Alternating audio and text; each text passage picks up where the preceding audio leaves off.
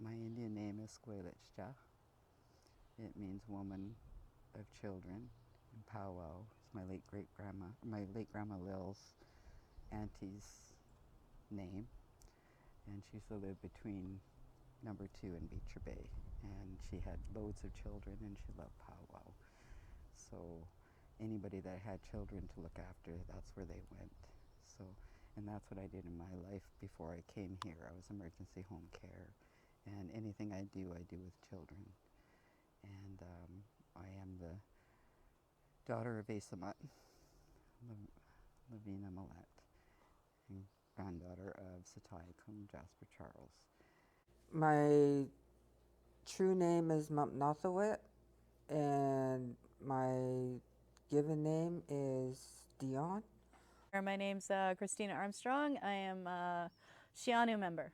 My mother is Evelyn Vandermouse from Shianu. My dad is Robert Armstrong from Seabird Island, the Stelo Nation. My mom's parents are Lavina Jean Millette from Shianu, also Alwa. My grandfather is from Quebec. He is Mohawk and French. And my dad's side of the family, my grandma, is also Stalo. She's from the Peters Reserve just outside of Hope. And my grandfather is Ambrose Point from Chehalis. My name is Naibia Isabel Charles of Beecher Bay. My dad is one of the originals from here, Gus Charles. My mom was Kawichi. I'll always be there, my Indian girl. I was brought up on native plants. My parents introduced them to me as I was growing up. We used to walk to number 2 and pick fruit. And my mom used to row on a little skiff to number 2. She'd always catch a fish going or coming back. But when my dad tried, he didn't catch any. He used to spear the sea urchins, but I don't remember where he did it. We lived on seafood. But we had mussels, those things you call boots, and we used to eat those things with tentacles. Squid. And crab, and my family used to eat sea urchins, but I never acquired a taste for that. I remember Grandma Lil, my late Grandma Lil Charles, taking me out right from when I was 4 years old. We walked from here everywhere, including to Victoria and back. So everything I learned was always all the native plants in the Kalalam language, which unfortunately I don't have now because I lost when I entered the public school system. We weren't allowed to speak it. But I did learn of all my trees, all the plants, the rocks, the water, the sea animals, all through walking with Grandma Lil. And she made a point of teaching you about everything, including when I became a young lady. I had to go out with her again and use certain things. And then another stage in my life, I had to use other things. When I got married, I had to use different things. So there's the plants and the medicines were all there for every part of my life. And that's who took me out and taught me from 4 years old up on the road. And then Grandpa Jasper Charles would teach me at home through when we prepared it. Everything from 4 o'clock in the morning before I went to school, and then after school when I got home to prepare the meals. So that's how I learned about the medicines and the cooking process.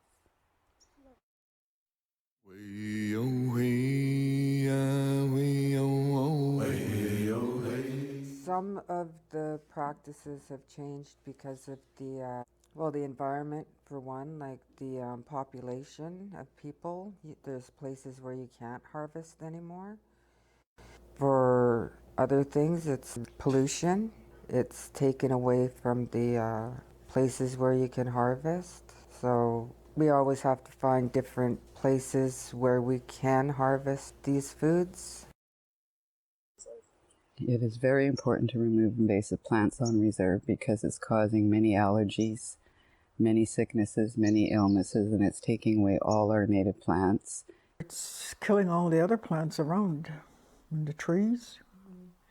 The two biggest concerns are the blackberry because they choke out all the indigenous plants. We do have the indigenous plants still trying to grow underneath them, so if you can remove those, the better. Broom bush is a big health concern for people with any breathing problems or anything like that. It can cause people with asthma and heart problems to exacerbate those symptoms. So broom bush is very hazardous to the health. They can make you super sick. So it's better to get them out when you can. I don't have anything against them. I tell them that when I remove them. It's just they don't belong here and they cause a lot of Out problems. of all my grandkids, all of them got asthma now. All of them have to have puffers because of this broom bush and climate change. And this we know for a fact because that comes from the doctors, right, saying they've changed. So for me it's important that all of the broom bush is out because it's not only affecting our young, it's affecting our old people, our elders. You know, they can't go anywhere now without having to wear the mask. If you look at it like animal-wise, wildlife-wise, it's like for us when we have celiac disease or lactose intolerance, the birds and everything are eating what they need to right now. It's not what they're eating what they have to right now. It's not what they need. So our animals are suffering, our birds are suffering, even the snakes are suffering. We've had less salamanders, less little frogs that are indigenous. The other frogs that have been brought in from other areas are taking over all the real ones. So there's a real effort in trying to get our indigenous frogs back, salamanders, newts, all of them. It's affected all the coastline because if you go down to the coastline, you see a lot of non-indigenous plants coming up on the edge now. So it's taking away what even the animals have to use down there. And I've noticed with the deer, it's a lot different. They're starting to eat even things they didn't eat before, which is scary. We have a lot of deer here, but they're lacking in what they need. We used to have a lot of huckleberries lined up all along this road, Boom Ground Road, and honeysuckles. And those used to feed the birds like crazy, blue ravens and everybody. And now we only have two little ones, which fortunately I'm happy came back due to the clearing down here. I'll always be there, my Indian girl. We just did the main member road for Satiacum. We've been working on that. It's been taken 6 months now. We've removed everything in there that could possibly stop anything from coming back. And so we'll be finishing that off within the next couple of weeks. So I've been taking pictures of everything that's coming back again because just that one area has 18 plants that came back within a week. So I'm excited. And that just shows and proves how much work the young people, everybody's doing, and the need for that environmental change to get rid of all the invasive broom bush, gorse, and all those poisonous plants that have come around. And thankful to the efforts of yourselves and a lot of the local people, I've been able to get help here, which I really appreciate. We noticed, especially with our shop area here, with the grass pathway, we've had actually a mother deer and her 3 little fawns using it. We have a bear that comes around here a lot. Now that we've removed all the underbrush and returned it back to the Garry Oak ecosystem that it should be a meadow, it's getting a lot better. You can see a lot more butterflies out here. We've got bats that live in the shop that are species at risks. So the more invasive plants that we can get rid of to repair the land, it not only helps all the wildlife, it helps the soil, it also helps all the runoff that goes into our waters. So when you start working on one thing, it affects everything else. Like once you get the invasive plants out and you plant indigenous plants back in, you become self-reliable. You know, that's our whole goal. Is like when I first started all of this, I went looking for medicines out here, there was none. So if you can bring that cultural side back to it, we take more pride in everything that's around us, and we have more compassion. We have more, what would you call that? We're more goal orientated to protecting it. Yeah. Way oh hey, way oh oh, hey oh hey. And anybody that knows me knows that as soon as you're sick, I'm out there getting berries. You know, in my time, that did help. Nowadays, a lot of our medicines don't help our people because we weren't eating our same diet. And I learned that a hard way by moving away from my diet. That's how I got sick for many years. So coming back to it all and using the medicines again and showing the youth, even at our work at the Longhouse, how we cook and how we eat, how we serve each other. That's what we are about. Number 2 is one of the places that we harvest a lot because it's always untouched over there. So we're able to get our foods there a lot. Like we harvest mussels, sea urchin, chitin, salmon berries. You would harvest them like right around now. But you can also use the salmonberry stalks. They're considered like a treat. Just before they become a berry, the stalk is soft and it's kind of like a candy stick. You peel off the spiny part and you just eat it like that. And it's actually, well, I grew up eating it, so. Blackberries, they will be, they are ripening now, so, and then we harvest them all summer long. There's red caps that we harvest, huckleberries. We don't find too many of those around here, but they're actually, you can find quite a bit over by Matheson Lake, but they're a small little red berry and they're more of a treat because you can't get enough to make like an actual pie or anything unless you're out for days picking them. Wild strawberries, if you can find them, they're really hard to find.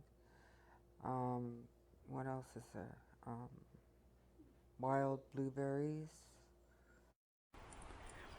I use cedar boughs, fir tree seeds, kachmin, huckleberry, shillelberry, salmonberry, and ferns, all types of ferns for all sorts of things from cooking to medicine. And the water I use with all of it. I use them in my cooking, in my canning, in my sacred rituals that I do for our longhouse, for our Shaker Church, and also for my personal self, my body, my health care, and my medicine. Cedar is one of the things that we harvest a lot in our practice. We use it to cleanse our houses. We use it to protect our houses. We use it to cleanse ourselves when we take our baths in the stream in the wintertime. And cedar is one of the strong medicines that we use on a day-to-day basis. You can make a tea out of it, a poultice, wrap them up, and I hang them above my doors and my windows. We are told that it keeps bad medicines away from your house. So I think that's something that the youth, they need to know.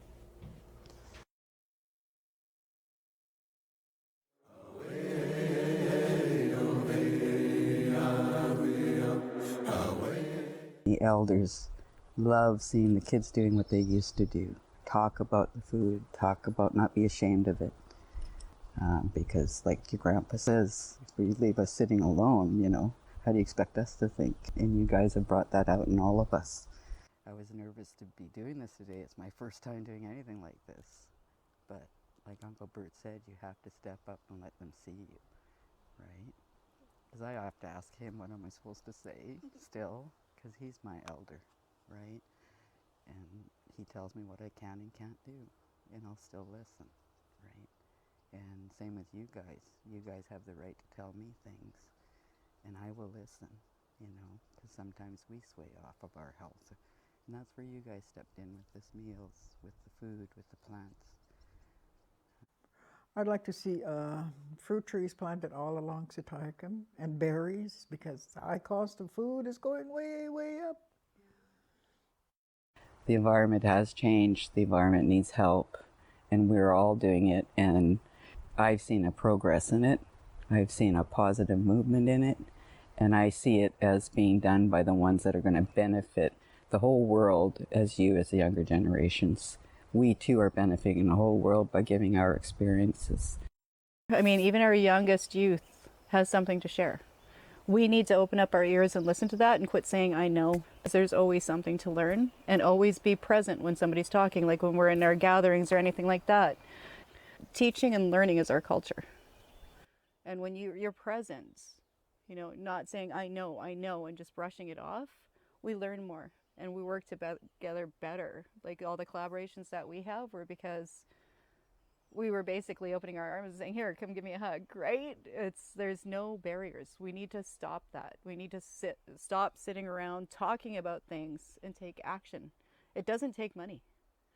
It takes people willing to make a change and work together on that change, because there's a lot of people out there that are doing it. We just all have to come together to do it.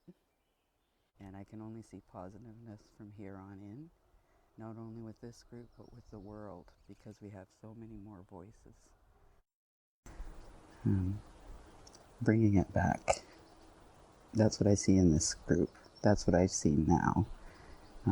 Anywhere I go, people are talking to me about all of you. And I'm sky high, because it's not just an effort of you youth, it's an effort of your whole families. Everybody's connected, and you guys all connected well to pull us all back together. And that's what's going to show. And everybody says it's for the kids' future. Well, it's for all of our future. Everybody's future, including the non-natives, because they're our partners in life. Whether we like it this way or that way, the option is to work together, because we all need something, right? Way oh hey way oh way oh hey way oh way hey oh way oh hey way oh way hey oh hey way oh way oh hey way oh way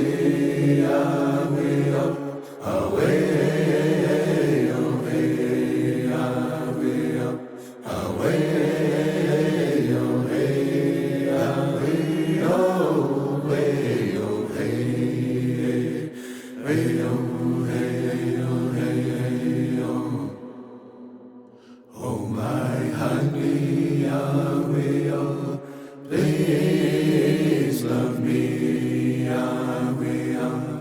forever and ever, I'll always be there, my